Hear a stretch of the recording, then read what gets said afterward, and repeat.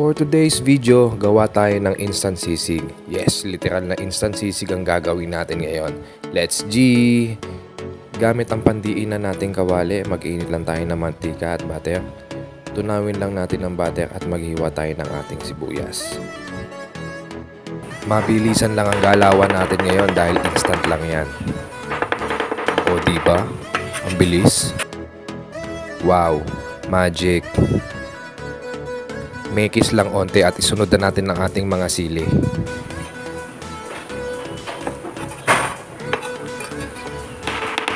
Tingnan mo naman yung mga galawan natin, pandiinan talaga. Berdeng sili at bell pepper lang ang gagamitin natin ngayon dahil masyadong mahal ang siling labuyo. Nakakaiyak. Goods na yan. Mabisa yan eh. Imekis lang natin ng imekis yan para balanse ang pagkakaluto ng ating mga aromatics. Sunod na natin ang ating magic giniling. Argentina, baka naman. 2 lata ang nilagay natin dyan para naman sulit na sulit talaga.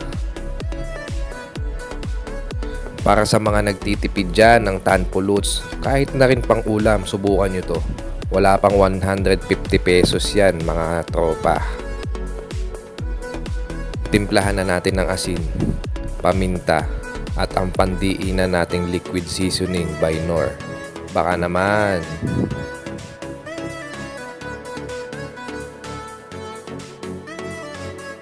Mekis lang yan para ma-distribute ng tama at balanse yung lasa. Sobrang daling gawin ito, hindi ka pagpapawisan dito. Maliban na lang kung mainit sa bahay nyo. Lagyan na natin ng mayonnaise. 3 kutsara lang nilagay ko dyan. Tansyahan lang naman yan. Haluin lang maigi para maging pantay ang lasa niyan. Alright, painit na tayo ng ating sizzling plate at lagyan na natin ng butter. At ilagay na natin ang ating sisig.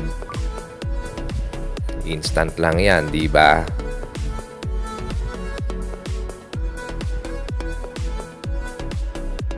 Siyempre, hindi magiging sisig yan kung walang itlog. Mang Nits, yung itlog mo, baka naman. Panalo yung instant sisig na yan, malasang malasa. Sigurado makakadami ka ng inom niyan. Ay, kanin pala. Okay, hanggang dito na lang. Bye-bye!